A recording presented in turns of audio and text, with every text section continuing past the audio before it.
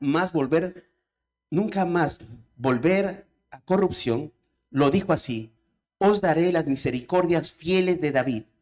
Por eso dice también en otro salmo: no permitirás que tu santo vea corrupción.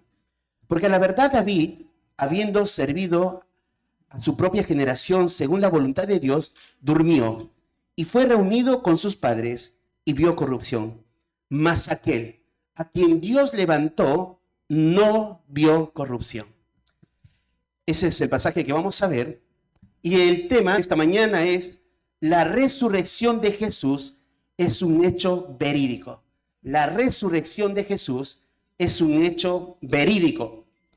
No existe ninguna persona, a excepción de Jesucristo, que haya resucitado para nunca más morir.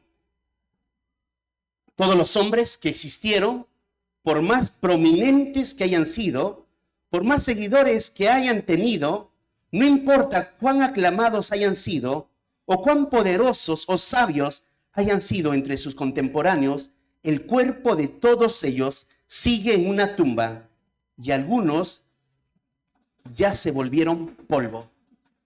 Por ejemplo, el cuerpo de Mahoma, el fundador del Islam, pereció, murió y no resucitó. El cuerpo de Buda, el que fundó el budismo, murió y no resucitó. Confucio no resucitó. El cuerpo de Hitler no resucitó. El cuerpo de todos los grandes filósofos, Aristóteles, Platón, todos ellos murieron y no resucitaron. El cuerpo de este hombre Charles Darwin, este biólogo británico, murió, no resucitó. El cuerpo de los grandes científicos, Einstein, Steve Hawking, todos ellos murieron y perecieron. Pero el cuerpo de Cristo, Él murió, pero resucitó. Y hoy estamos sentados justamente para escuchar todos esos argumentos que ahora Pablo va a detallar para los oyentes. ¿Por qué creemos? ¿En qué se basa? ¿En qué se basa que Él ha resucitado? Entonces estamos estudiando la predicación de Pablo. Y en medio de esa predicación están dos grupos de personas: los gentiles y también los judíos, esos gentiles prosélitos, los que eran temerosos de Dios. Y su predicación que Pablo empezó desde el versículo 16, cuando él se levantó, y continuó desarrollando toda una idea. Y como un gran predicador, un gran maestro, Pablo introdujo su mensaje y luego llegó al punto del mensaje para decirles que Jesús es el Salvador. Luego de esto, aplicó el mensaje a sus vidas, a cada uno de ellos. Pero luego, después de aplicarlo, en esa aplicación, ahora para Pablo es importante el hablar de la resurrección. Y entonces él va a argumentar y les va a comenzar a traer pasajes para que ellos recuerden o piensen y evalúen por qué Pablo dice, por qué la Escritura dice que Jesús resucitó. Por lo tanto, la muerte de Cristo fue un hecho real, porque también lo pusieron en una tumba, y aquel sepulcro hoy está vacío. La vida de Jesús no terminó allí. Él es el Mesías, Él murió.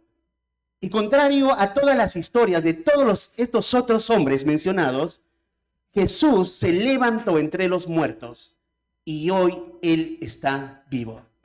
Y esa es la razón por la cual nos juntamos, cada uno de nosotros, para escuchar una exposición, para escuchar más sobre Él. Entonces, comprendiendo todo esto, hoy quiero mostrarte evidencias que Pablo afirma que Jesús resucitó. En primer lugar, Jesús resucitó, y esto lo declaran los testigos que le vieron. En primer lugar, Jesús resucitó, y esto lo declaran los testigos que lo vieron. Fíjate el versículo 31. Dice el versículo 31, y Él se apareció durante muchos días a los que habían subido juntamente con Él a Galilea, a Jerusalén, los cuales ahora son testigos ante el pueblo. Para Pablo eso es importante, las evidencias de quiénes fueron los que vieron a Jesús. Entonces, cuando lees este pasaje, te surgen preguntas como esta. ¿Quién se apareció? ¿A quiénes se les apareció? ¿Cuánto tiempo estuvo Jesús en la tierra cuando después de la resurrección? ¿Y por qué causa se les apareció a ellos? ¿Cuál es el fin de todo esto? Bueno, el versículo 31 justamente tiene ese contenido. Quizás algunas cosas lo vamos a mencionar para seguir sumando todo lo que está ahí. Y dice así, en primer lugar, ¿quién es el que se aparece? Y sabemos que Jesús es el Salvador. El versículo 23 dice, de la descendencia de este y conforme a la promesa, Dios levantó a Jesús por Salvador. ¿Sabes qué? Más adelante lo voy a seguir dando esta idea. 4 veces en este pasaje o en este capítulo se habla de levantó, levantó, levantó. Perdón, 5 veces. De las 5, 3 veces hace referencia a su resurrección. 2 veces hace acá, el idea que le levantó, la idea es que vino del linaje de Abraham o el linaje de David, pero hay otra idea hablando de David también, que Dios levantó a David.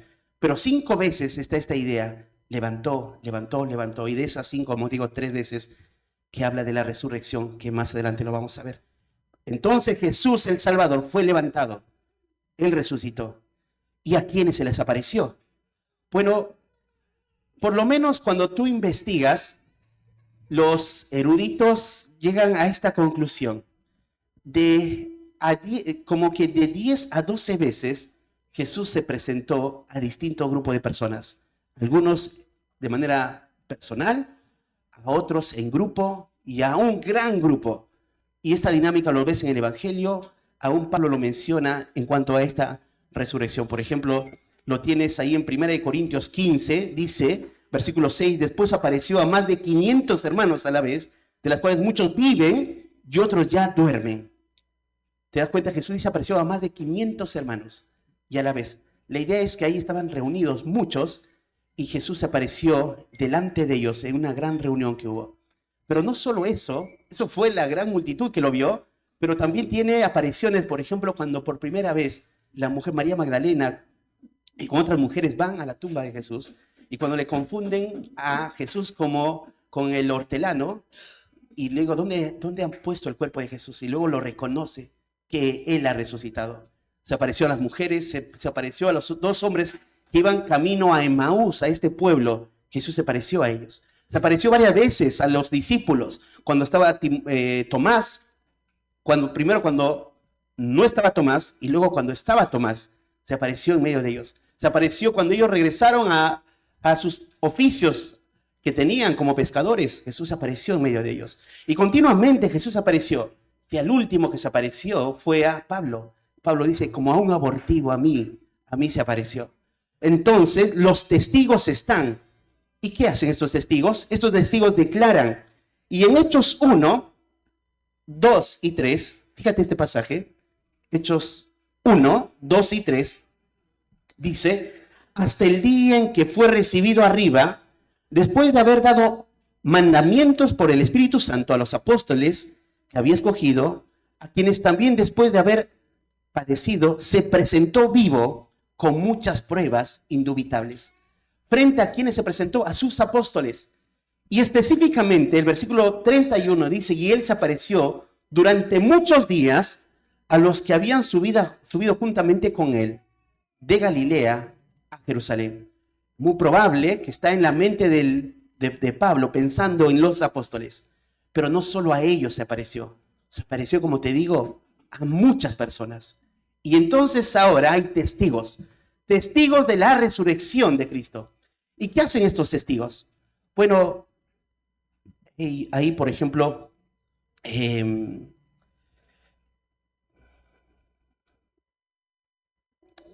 un teólogo, Charles Holtz, creo que es así el apellido, dice, los testigos del hecho de que Cristo fue visto vivo tras su muerte, después de aquella cruz, son numerosos.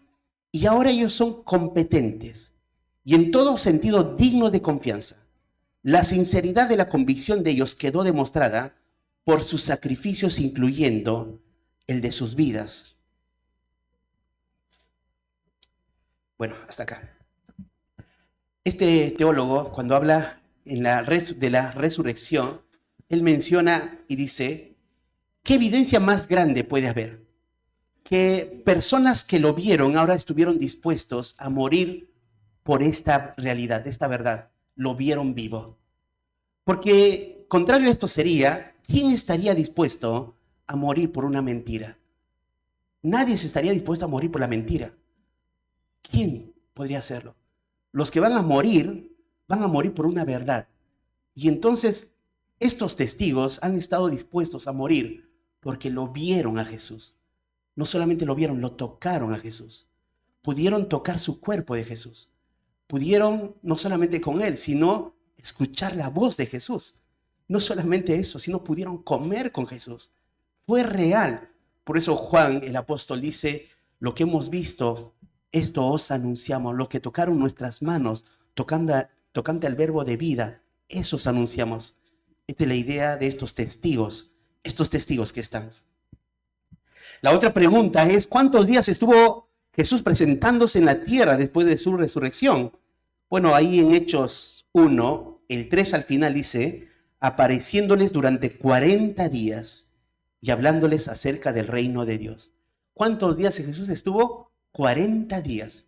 Después de la resurrección, entonces, no solo un día estuvo y se fue. Eso podría decir, ¿lo viste? ¿No lo viste? Sí, estuvo solo un día, pero 40 días, más de un mes, escuchándolo, las enseñanzas. Hay muchos testigos.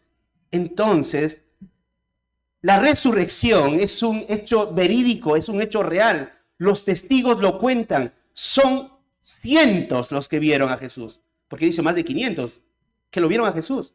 Ahora, estos hombres que vieron a Jesús estuvieron dispuestos a morir por causa del testimonio, porque hay una idea acá. Fíjate el pasaje que estamos estudiando y dice, y él se apareció durante muchos días a los que habían subido juntamente con él de Galilea a Jerusalén.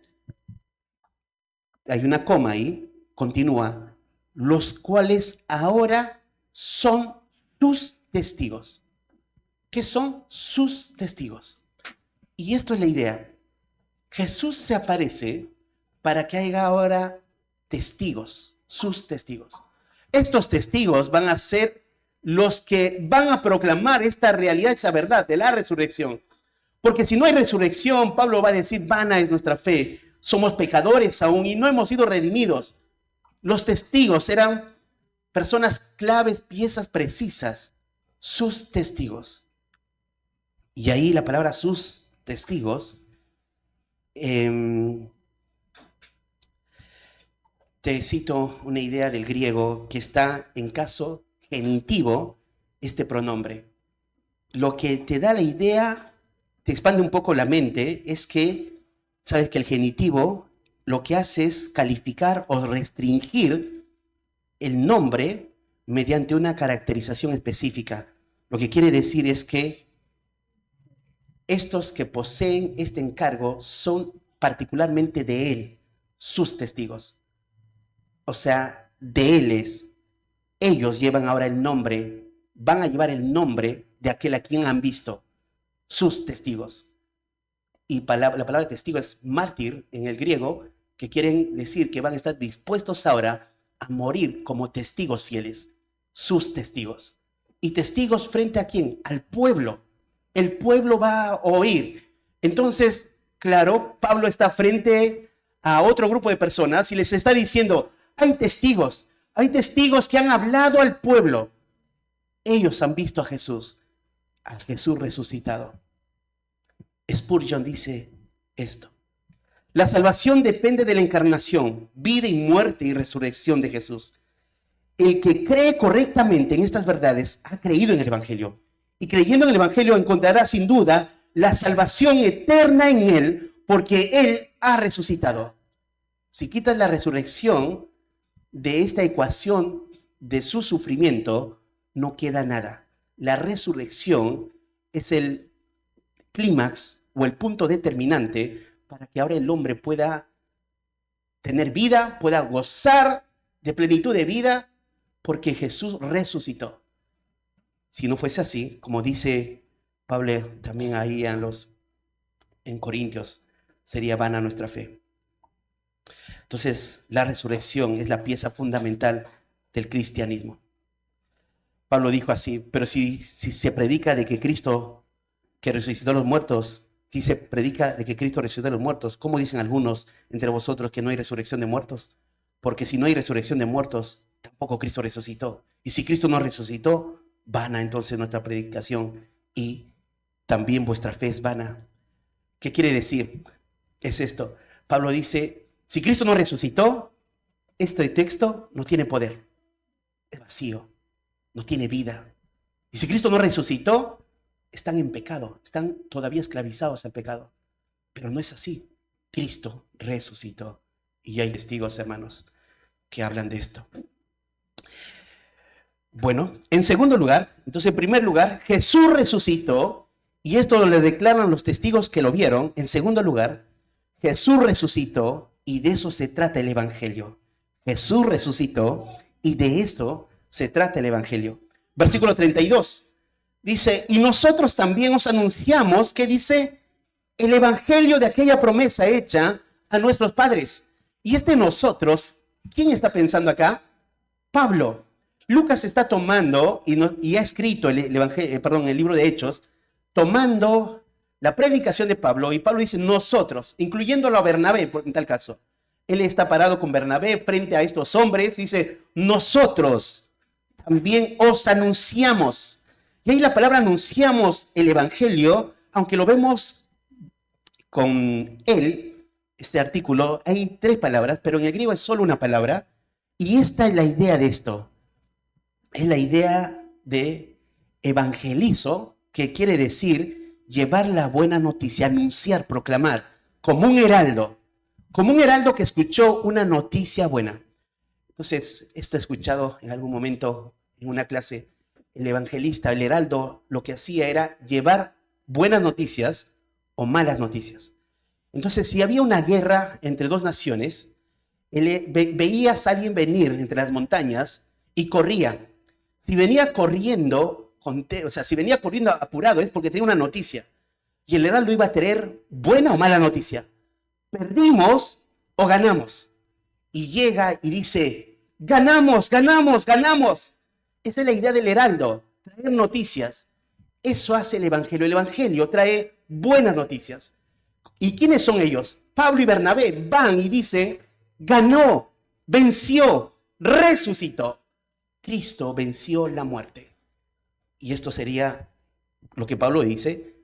También os anunciamos el Evangelio de aquella promesa hecha a nuestros padres. Por eso lo dijo él en capítulo 9 del versículo 16 de 1 Corintios. Pues si anuncio el Evangelio no tengo de qué gloriarme, porque me es impuesta necesidad. Y ay de mí si no anunciare ¿qué? El Evangelio. Ay de mí. Maldito yo. Esta idea de ay es una maldición.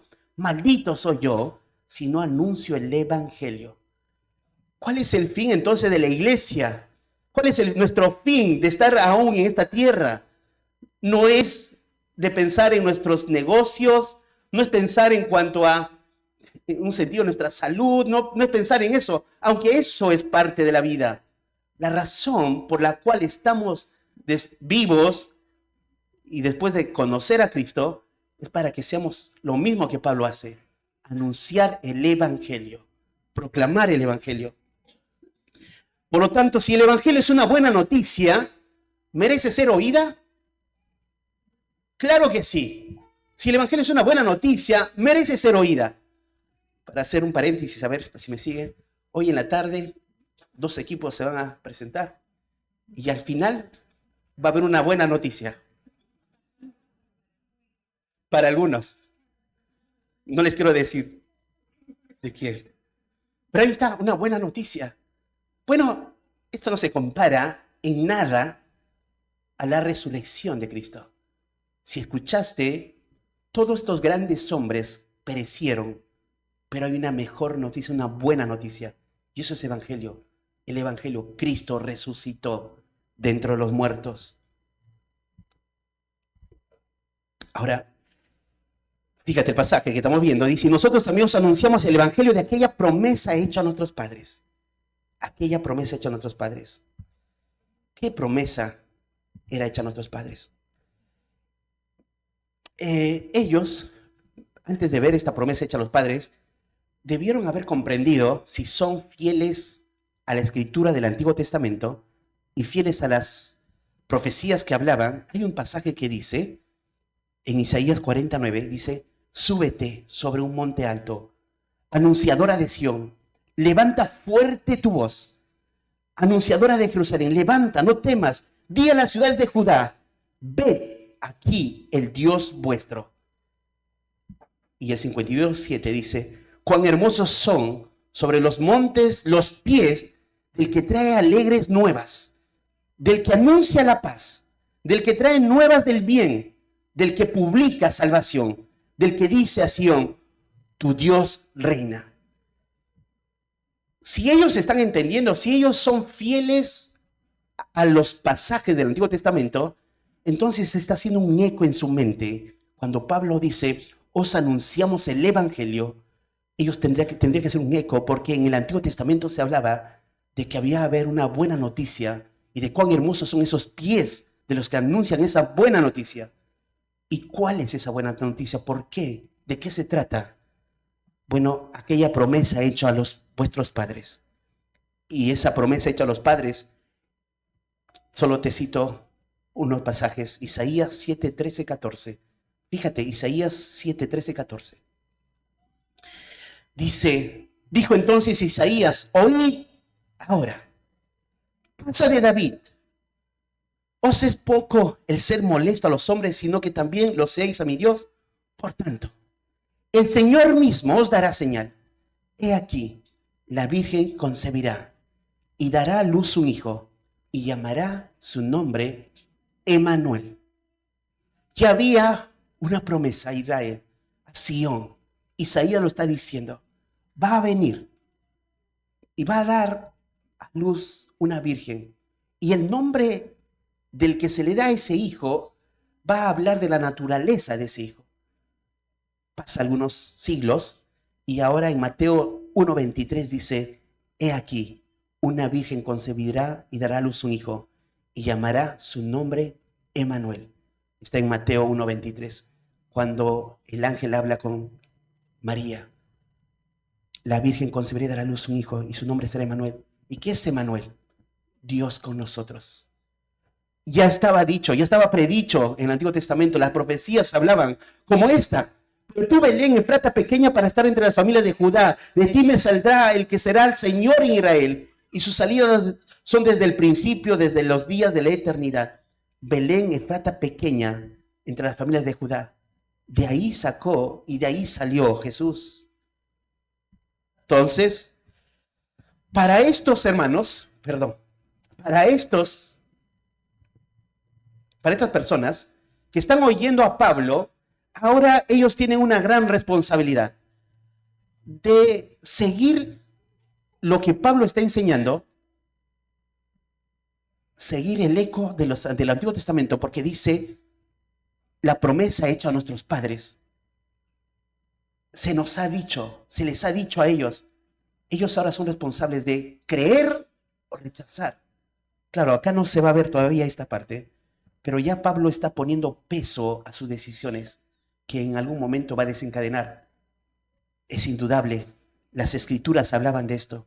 El versículo 33 dice, la cual Dios ha cumplido a los hijos de ellos, a nosotros y a nosotros, resucitando a Jesús. O sea, Dios hizo que sus promesas se cumplieran. Esta idea de que se cumplieron las promesas, se cumplieron las profecías. Todas las profecías en cuanto a el Mesías se cumplieron. En cuanto a su primera venida, todas se cumplieron. ¿Y de qué manera más? Resucitando a Jesús. Resucitando a Jesús. Como está escrito también en el Salmo 2, mi hijo eres tú, yo te he engendrado hoy. Y de aquí en adelante, yo sé que para nosotros estoy tratando de explicar el texto, y ahora me toca lidiar con otro pasaje que Pablo pone. Para ellos no sería tan complicado que para nosotros va a ser, porque Pablo va a usar un salmo que ellos lo cantaban cada vez que se reunían. ¿Se acuerdan alguna de las canciones que hemos cantado antes de empezar la predicación? ¿Qué canción se cantaron? A ver, levántate, iglesia del Señor. Gracias, Cristo. Es tan conocida, ¿no? La citamos y la cantamos. Bueno, el Salmo 2 era lo que se citaba continuamente cuando se reunían. Entonces, para ellos no es difícil comprender lo que Pablo les va a decir. cuando usa el salmo, lo que va a ser para ellos chocante va a ser que ese salmo lo va a aplicar a esto, a la resurrección de Cristo. De esto se habla de Él, de Jesús. Porque terminó diciendo esto, ¿no? El 33, la cual Dios ha cumplido a los hijos de ellos, a nosotros, resucitando a Jesús. Como está escrito también en el Salmo 2, ¿ve? Resucitando a Jesús. Mi hijo eres tú y yo te he engendrado hoy. Claro, este es un salmo que habla de Jehová. Este es un salmo que habla de un rey, de un Mesías. Y lo está ahora poniendo a Jesús. Entonces esto tiene que chocar el corazón de ellos. Ellos tienen que responder ahora en creer o no creer esta verdad que Pablo está diciendo. Entonces este pasaje era muy conocido en ese momento. Un comentarista dice así: el salmo es un himno de coronación y la cita es cuestión de un decreto que toma desde el trono. Las palabras usadas indican al lector que el rey es Dios mismo, quien designa a un rey davídico para el oficio real. Pero también está diciendo que este tipo de hijo real es de David es Jesucristo el Mesías. Fíjate el Salmo 2, hermano, fíjate el Salmo 2.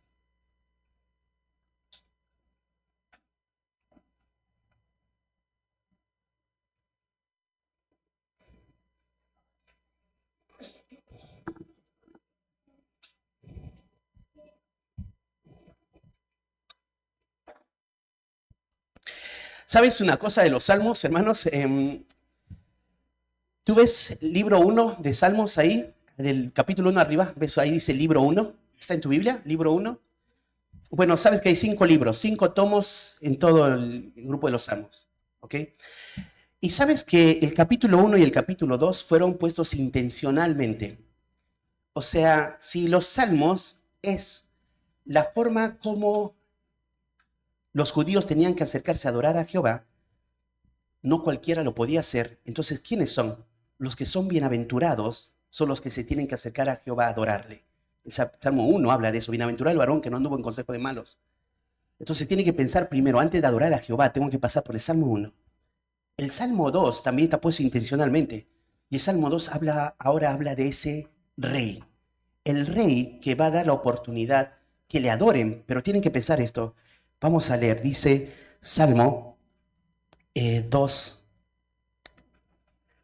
versículo 7. Pero del 1 leo, dice: ¿por qué se amotinan las gentes y los pueblos piensan cosas vanas? Se levantarán los reyes de la tierra y príncipes consultarán unidos contra Jehová y contra su ungido, diciendo: rompamos sus ligaduras y echemos de nosotros sus cuerdas. El que mora en los cielos se reirá. Habla de un Señor. El Señor se burlará de ellos. Luego hablará a ellos en su furor y los turbará con su ira. Pero yo he puesto mi rey sobre Sión, mi santo monte. Y esto es lo que dice Dios, el rey. Jehová dice esto: yo publicaré el decreto. Jehová me ha dicho: mi hijo eres tú, yo te engendré hoy. Pídeme y te daré por herencia a las naciones y como posesión tuya a los confines de la tierra. ¿Qué esperaba un judío? Un judío esperaba un Mesías, y un Mesías es un rey, alguien que venga a reinar. Y Pablo está diciendo, Dios lo levantó a Jesús, como dice el Salmo 2. Y el Salmo 2 cita esto: mi hijo eres tú. Y está aplicando, él es el Mesías, él es el rey. Y este rey sufrió y murió, pero resucitó. Ahora, hasta ahí nada más lo citó Pablo. No lo citó lo que continúa: pídeme y te daré por herencia a las naciones y como posesión tuya los confines de la tierra. Esa otra porción todavía no se cumple. Y va a cumplirse cuando Cristo venga en su segunda venida para que todas las naciones se sometan al rey. Bueno, entonces, en primer lugar, ahora Pablo trae esta idea, decir, él es del que habló el salmista. De esa profecía hablaba. Jesús es ese rey que se le dio, que se le designó esta característica o esta naturaleza. Bueno, en tercer lugar, entonces en primer lugar te dije, Jesús resucitó, y esto lo declaran los testigos que lo vieron. En segundo lugar, Jesús resucitó y de eso se trata el Evangelio. Y en tercer lugar, Jesús resucitó y no vio corrupción como sí pasó con David. En tercer lugar, Jesús resucitó y no vio corrupción como sí pasó con David. Entonces, Pablo en su argumento ahora va a poner en escena a David. Fíjate el verso 34.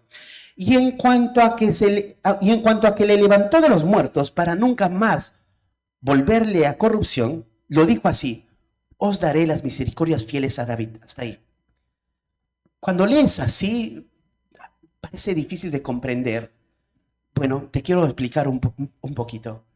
Primero te quería señalar las veces que aparece acá la palabra levantarse. Fíjate otra vez, el 34. Y en cuanto a que le levantó.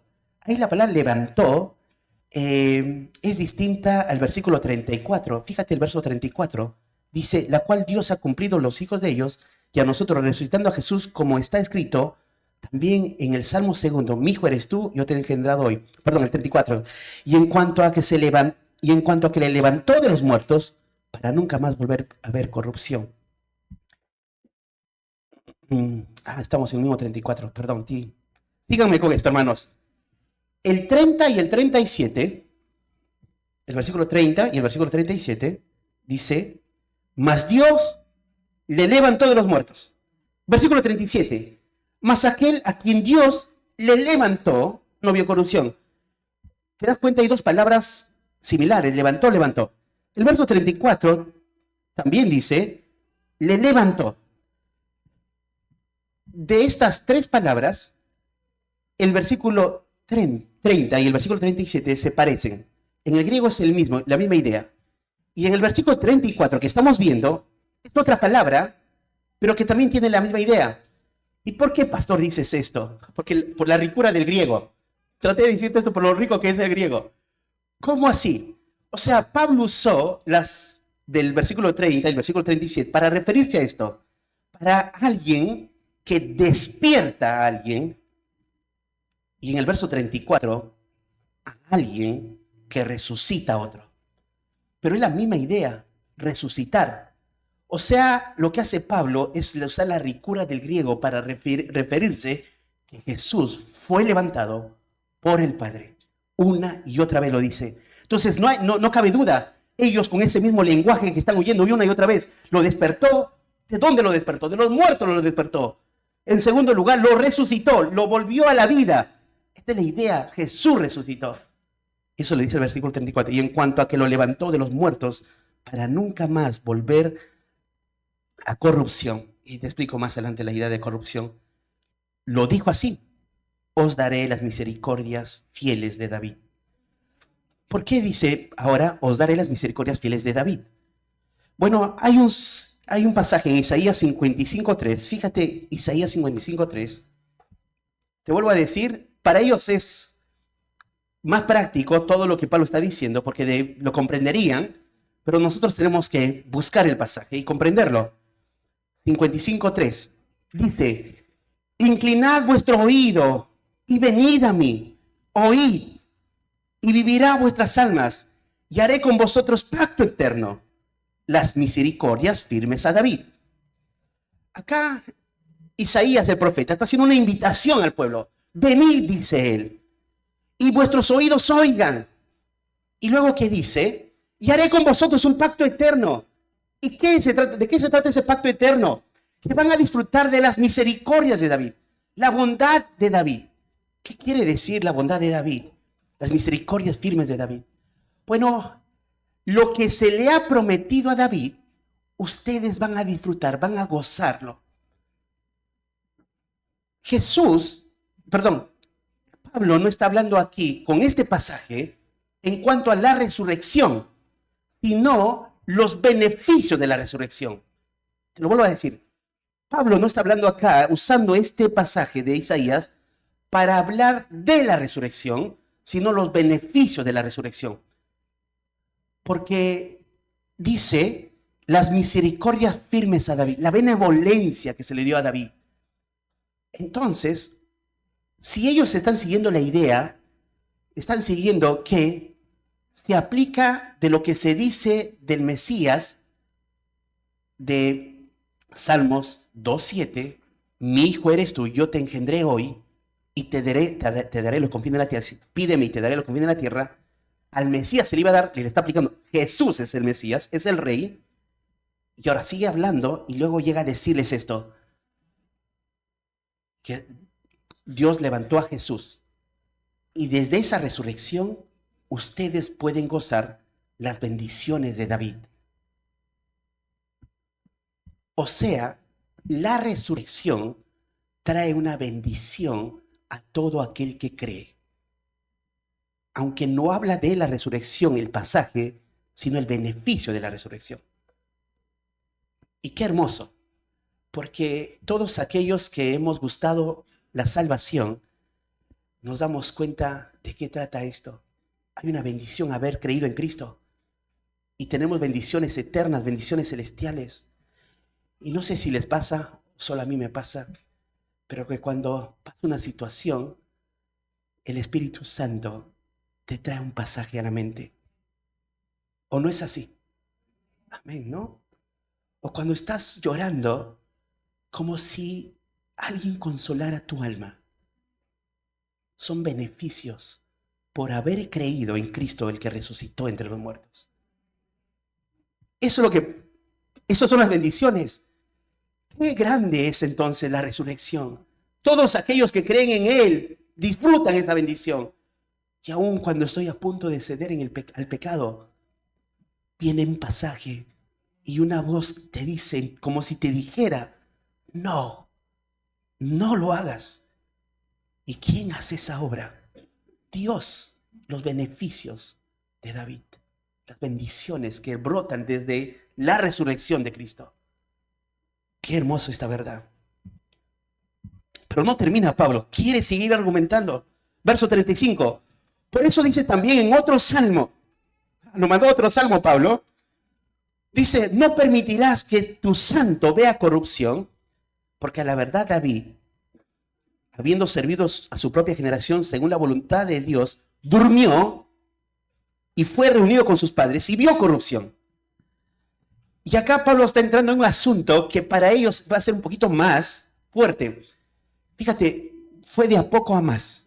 Y ahora va a usar a alguien que ellos saben quién es David. Y les va a decir, David no resucitó. David, su tumba sigue ahí. Y claro, los huesos ya estarían hechos polvo. Pero ahí está David. Él vio corrupción. Pero Cristo no vio corrupción. Entonces, nos va a llevar al Salmo 16. Fíjense el Salmo 16.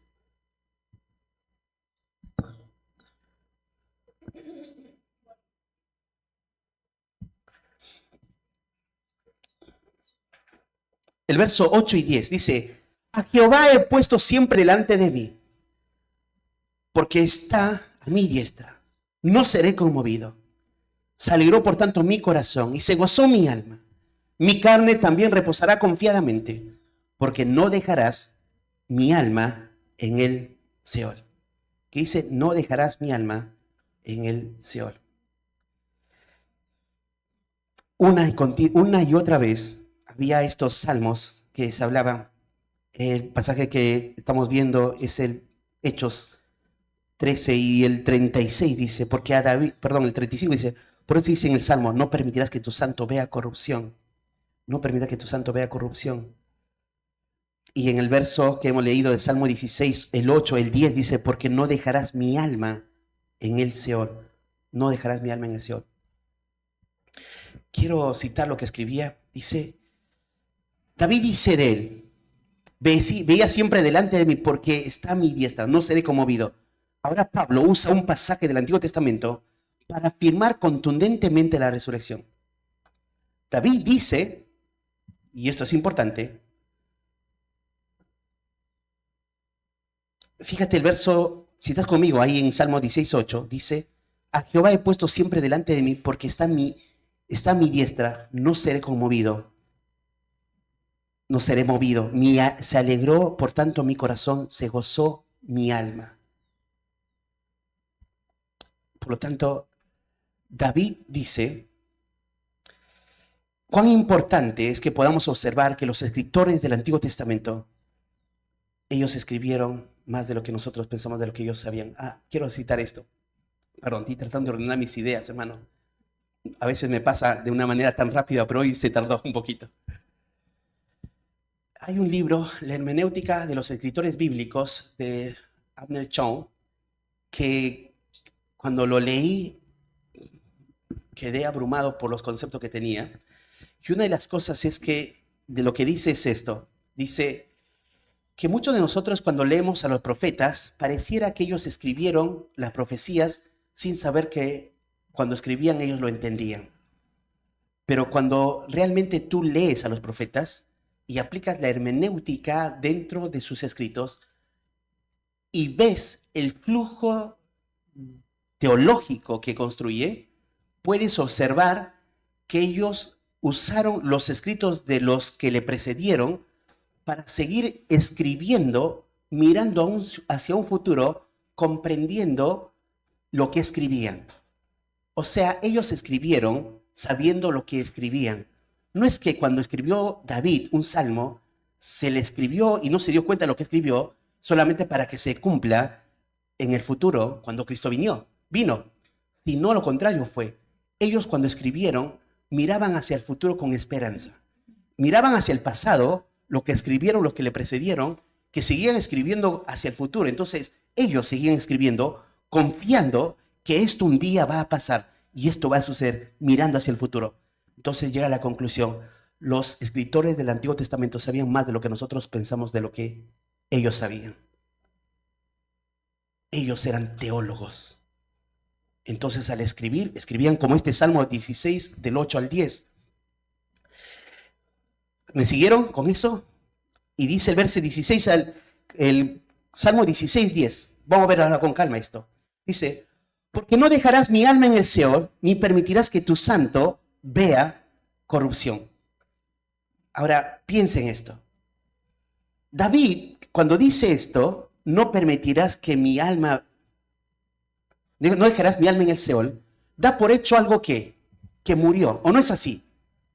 No permitirás que mi alma, porque no dejarás mi alma en el Seol. Da por hecho que ha muerto, ¿o no? Sí, da por hecho que murió. Pero continúa, dice, ni permitirás que tu santo vea corrupción. Y acá está la resurrección. Cuando David está escribiendo pensando en sí, va a morir, pero pensando en un día de aquel que de él iba a venir alguien que iba a ser el rey, pensando en los escritos del pasado, y veía, pensando con esperanza, no dejarás mi alma en el Seol, ni permitirás que tu santo vea corrupción. Va a morir, pero va a resucitar. Un día va a resucitar. El Salmo 16:11 dice, me mostrarás la senda de la vida y en presencia y plenitud de gozo. ¿Por qué digo que esta idea de va a resucitar? El 11 te lo dice, 16:11, me mostrarás la senda de la vida. Me mostrarás la senda de la vida. Hay varios pasajes que pueden hablar de este mismo tema, de esto, pero por ejemplo el Salmo 33 dice, oh Jehová, hiciste subir mi alma del Seol, me diste vida para que no descendiese a la sepultura. Otro Salmo 86:13, por tu misericordia es grande para conmigo y has librado mi alma de las profundidades del Seol. Una y otra vez, constantemente, David va hablando de esta idea. ¿De qué? De que no iba a quedar su alma en el Seol, ni que iba a haber corrupción en su cuerpo. Pero él está mirando hacia el futuro. Y en el Mesías iba a cumplir todo esto. Te quiero llevar a Primera de Samuel. Fíjate, Primera de Samuel. Sígueme, por favor, con esto. Primera de Samuel, capítulo 2. Verso 9-10.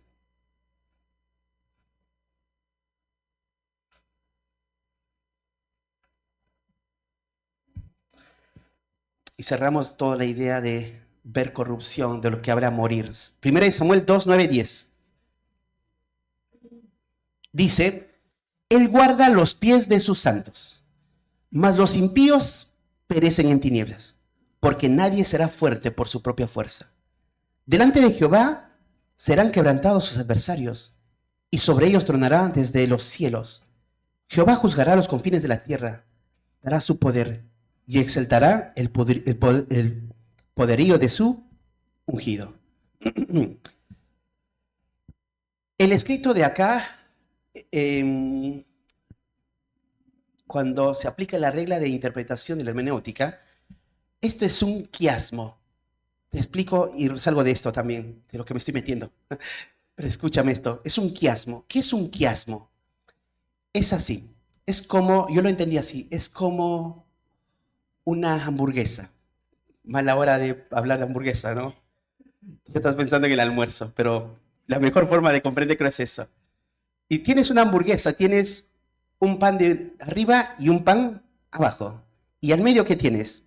La carne. Entonces el quiasmo hacía esto. Dos cosas paralelas que estaban de los dos lados, de lados opuestos, y al medio era la idea principal. ¿Ok? Ese es el quiasmo. Y este es un quiasmo, y en el primero con el último es lo que se parece. Y eso es lo que quiero explicar. Fíjate otra vez. Dice, Él guardará los pies de sus santos. Ahora al final dice, y exaltará el poderío de su ungido. Pero pastor, ¿en qué se parece esto? Se parece en todo, pero no lo veo. Ese es el problema en la traducción. Se pierde la ricura que existe. Cuando dice en la primera parte, Él guardará los pies de sus santos, en realidad está en singular. Diría, Él guardará el pie de su santo, pensando hacia el futuro, que el que lo escribió, y dice en el final, y Él exaltará el poderío de su ungido. Y están las dos verdades paralelas, pensando que un día en el Mesías iba a cumplir todos estos detalles. Bueno, paramos con eso.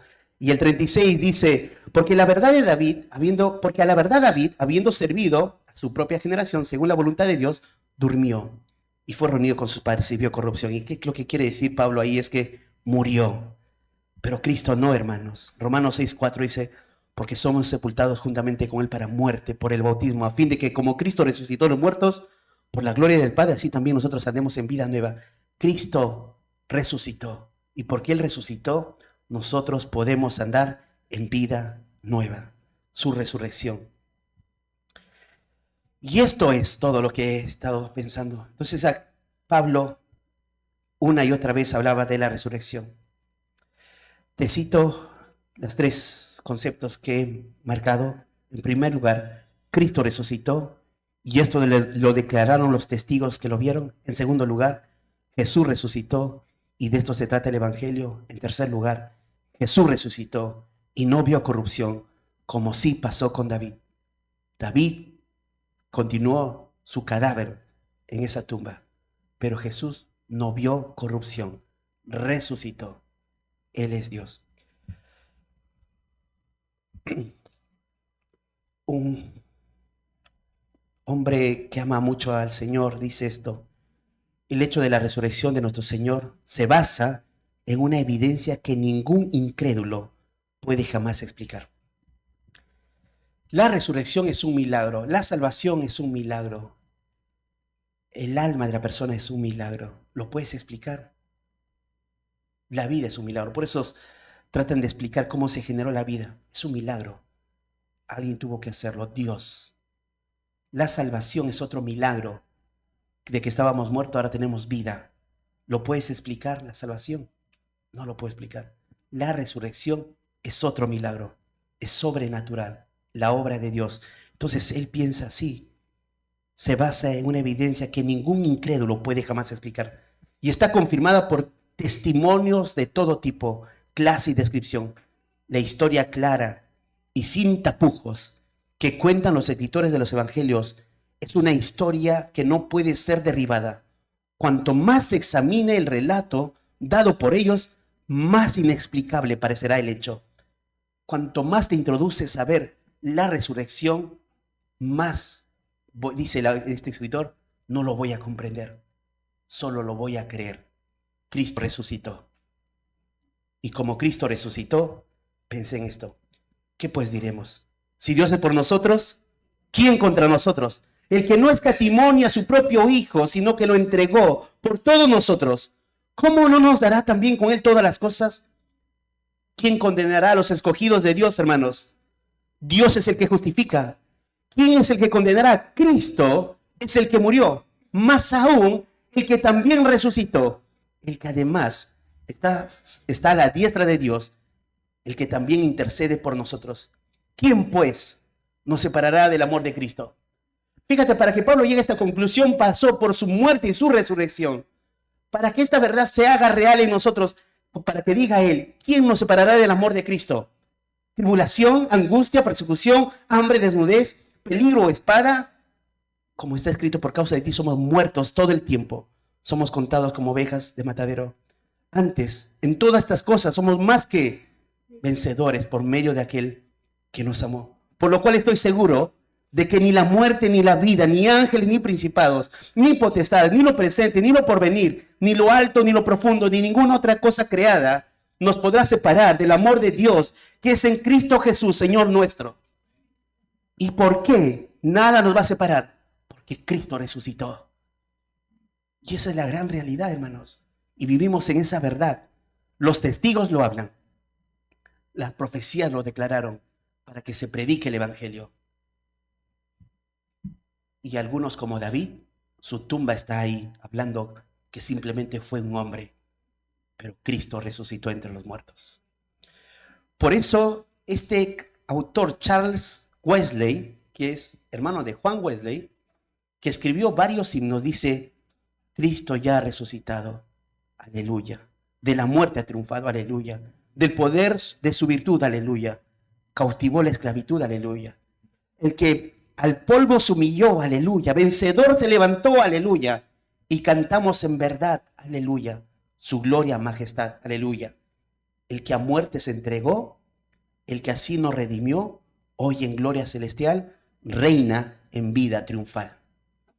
Padre, esta mañana hemos estado viendo varios aspectos de lo que Pablo